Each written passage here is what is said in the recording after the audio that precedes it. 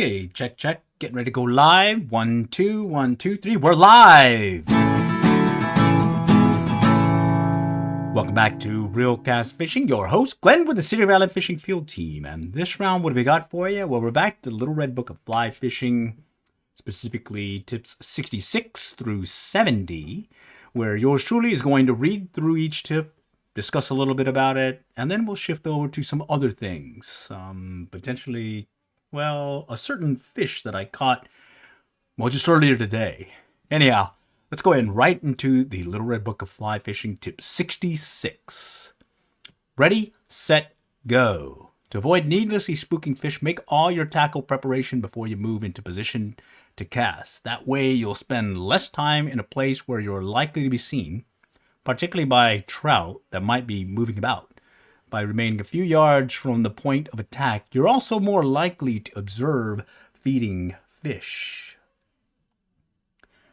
Okay, let me just shift to the next. Why isn't it going?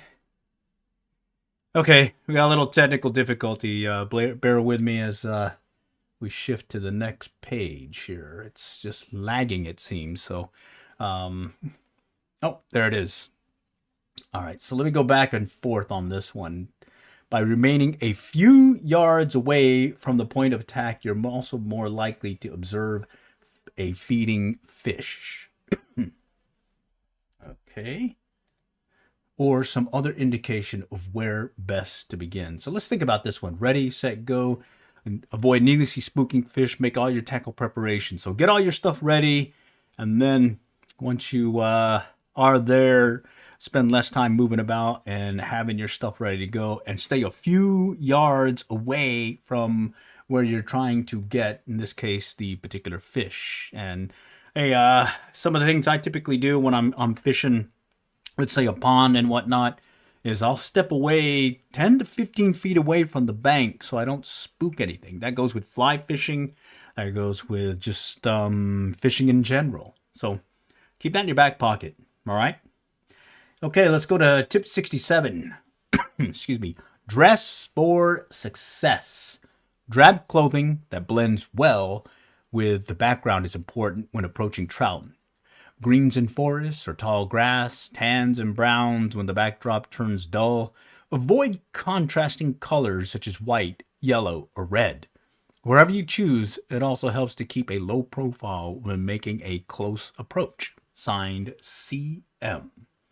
All right, so dress for success also makes sense. Just kind of keep the background when fading into the background or blending in so you don't spook the trout. Because, hey, had many a time where a particular fish or two kind of gets senses that you're there just by be it a silhouette or whatnot, and then they spook, and there you just blown your chance at a particular fish. In this case, dress for success, tip 67. All right, let's go to 68. Watch that line.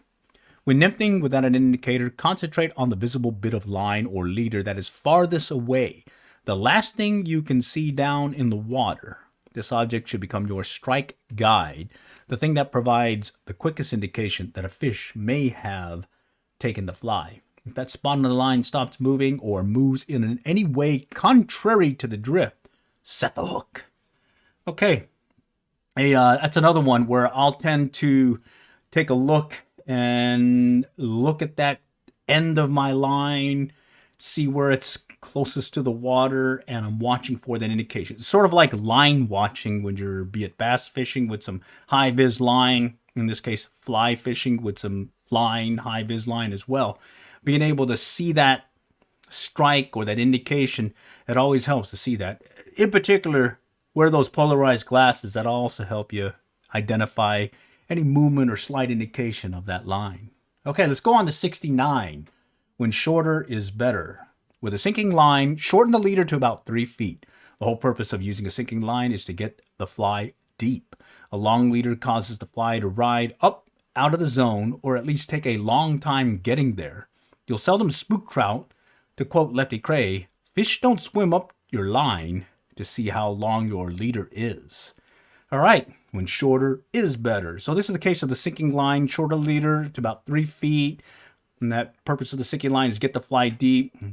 One thing that I remember noting from some other, I guess, tips that I picked up from some other folks is, so you're using sinking line, having a longer leader. What'll happen is you'll get a bend in the line and you're actually not sinking, or you're not fishing as deep as you normally would. And that's another reason why you'd have that shorter is better leader in the case of working a sinking line. All right, let's see. Let's go to tip 70. Don't be a slacker. When casting upstream, slacken the line, the fly line, as it drifts back toward the angler, becomes an enemy on two accounts. It catches current, accelerating the natural drift of the fly, and it creates a time lag when setting the hook, causing missed strikes. Successful anglers take pains to retrieve loose line, but never so fast as to advance the fly. To take up slack, quickly pin the line beneath the index finger, holding the rod grip. Grasp the line behind the finger and strip briskly to recover the slack before it accumulates.